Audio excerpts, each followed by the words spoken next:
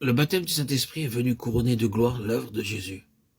Et pour vivre d'une vie vraiment chrétienne, nous aussi, nous avons besoin de le recevoir, de savoir que nous l'avons reçu. Les disciples, même pleins d'obéissance et d'amour pour leur maître, avaient dû recevoir ce baptême.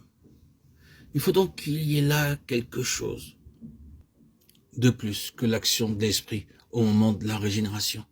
Ce baptême, c'est l'Esprit même de Christ qui vient demeurer en nous, avec la suprême puissance de sa nature glorifiée.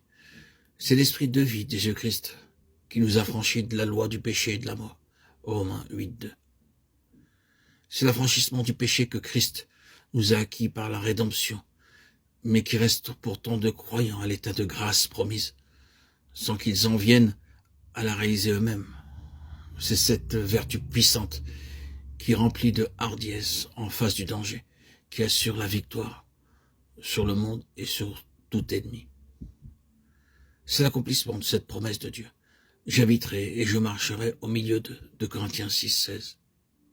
Demandons au Père de nous révéler tout ce que son amour a encore à nous donner. Demandons-le lui jusqu'à ce que notre cœur soit tout plein de cette promesse. C'est lui qui baptise du Saint-Esprit. C'est Jésus qui baptise du Saint-Esprit. Soit que nous ayons déjà reçu ce baptême, soit que nous désirions une nouvelle effusion de l'Esprit, soit que nous voyons là une grâce inconnue à recevoir. Tous, nous devons reconnaître que ce n'est qu'en communion avec Jésus que nous pouvons recevoir et conserver cette vie de l'Esprit, la voir se renouveler en nous. Jésus a dit, « Qui croit en moi, des fleuves d'eau vive couleront de lui. » Jean 7:38. Ce qu'il nous faut, c'est une foi vivante en la présence de Jésus en nous. Et alors certainement l'eau vive aura libre cours. La foi est inhérente à la nouvelle nature. C'est par la foi qu'elle reçoit nourriture et breuvage céleste. Par la vertu de l'Esprit qui demeure en tout croyant, regardons à Jésus comme à celui qui est rempli du Saint-Esprit. Attachons-nous à lui avec obéissance et amour. Puisque c'est lui qui baptise, mettons-nous en rapport avec lui. Servons-le. Croyons qu'il se donnera toujours plus à nous. Mais attendons de lui tout ce que confère le baptême de l'Esprit. Souvenons-nous que c'est seulement celui qui aura été fidèle en peu de choses qui sera établi sur beaucoup.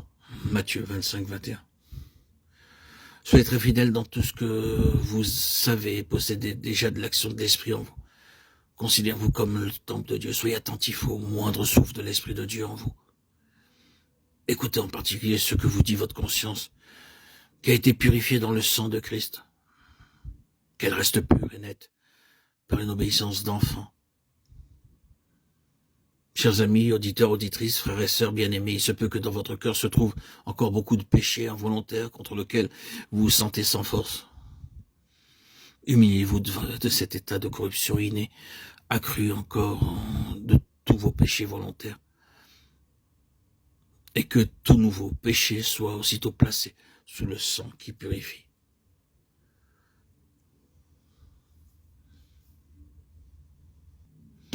Quant aux actes qui dépendent de votre volonté, dites chaque jour au Seigneur Jésus que vous êtes prêt à faire tout ce que vous saurez lui être agréable.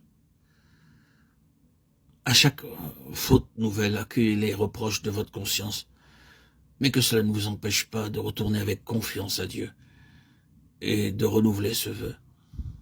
Je suis prêt à faire tout ce que Dieu voudra de moi. Demandez chaque matin à être guidé dans votre sentier. Croyez que vous le serez. Soyez certain qu'alors la voix de l'Esprit se fera entendre à vous, que sa force se fera sentir. Pendant 3 ans, Jésus a préparé ses disciples à ce baptême.